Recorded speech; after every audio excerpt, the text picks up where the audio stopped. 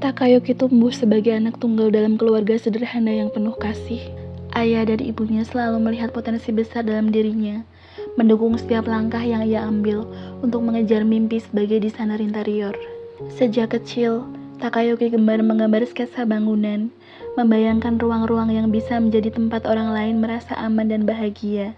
Dukungan orang tuanya membuatnya yakin bahwa impian itu bukan sekedar angan, melainkan jalan hidup yang layak diperjuangkan. Di perusahaan konstruksi Masukado, Takayuki berusaha menyalurkan kreativitasnya, meski tekanan dari senior yang berkuasa kerap menghalangi. Power harassment yang ia alami bukan hanya melukai harga dirinya, tetapi juga menguji keteguhan hati. Namun, setiap kali ia pulang ke rumah, tatapan penuh keyakinan dari ayah dan ibunya kembali menguatkan. Mereka percaya bahwa Takayuki mampu bertahan, bahwa suatu hari ia akan dikenal sebagai desainer interior yang karyanya berbicara tentang keindahan dan keteguhan. Namun, perlakuan penindasan berulang-ulang membuat Takayuki tidak sanggup bertahan. Perlahan Takayuki kehilangan cahaya di tengah hinaan yang tak pernah berhenti.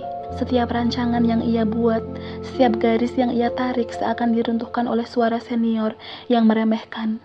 Impian yang dulu berkilau kini meredup seperti lilin yang ditiup angin malam. Takayuki memilih jalan pintas untuk menyelesaikan semua, pergi meninggalkan semua beban dan tekanan itu untuk selamanya. Sang ibu histeris, patah dan marah. Seberapapun ia berjuang menyelamatkan sang putra, Takayuki tidak kunjung sadar. Ia telah pergi, menyerah dengan dunia ini. Kesedihan sang ibu menjelma menjadi bara. Air mata yang jatuh di lantai rumah berubah menjadi tekad yang kelam. Ia tidak hanya meratapi kehilangan, tetapi menyalin luka itu menjadi dendam. Dalam keheningan, ia menabur jejak yang menyesatkan, berusaha menjerat sang senior dalam bayang-bayang kesalahan yang bukan miliknya. Mungkin dengan itu dendamnya akan sedikit terbalas. Rumah sang pelaku menjadi panggung balas dendam, tempat sang ibu menebarkan fitnah agar dunia percaya bahwa dialah penyebab runtuhnya mimpi Takayuki. Ini bukan lagi sekedar tangisan seorang ibu, melainkan amarah yang berubah menjadi kutukan. Dan di balik semua itu, tersisa satu gema yang tak pernah padam.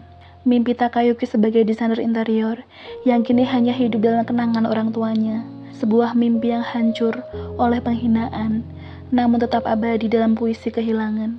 Kesedihan itu datang seperti badai yang merobek langit tenang. Takayuki, satu-satunya cahaya dalam hidup sang ibu, padam begitu cepat, meninggalkan rumah yang kini hanya dipenuhi gema sunyi. Air mata sang ibu mengalir tanpa henti, namun perlahan berubah menjadi bara. Duka yang begitu dalam menyalin dirinya, mengikis sosok ibu sederhana, menggantinya dengan wajah yang kerasap. Kehilangan itu bukan lagi sekedar luka, melainkan api yang membakar nurani. Dalam diam ia merajut rencana. Kesedihan yang tak tertampung menjelma menjadi dendam, mengubah kelembutan seorang ibu menjadi keberanian seorang kriminal. Ia ingin dunia merasakan pedih yang sama, terutama orang yang telah menghancurkan mimpi anaknya. Meski ia tahu benar sang putra tidak akan pernah kembali, kenyataan yang harus ia dan suaminya terima seumur hidup. Dulu setiap langkah Takayuki adalah harapan, setiap senyumnya adalah doa yang terjawab. Kini yang tersisa hanyalah bayangan di dinding dan kursi kosong yang tak akan pernah terisi lagi.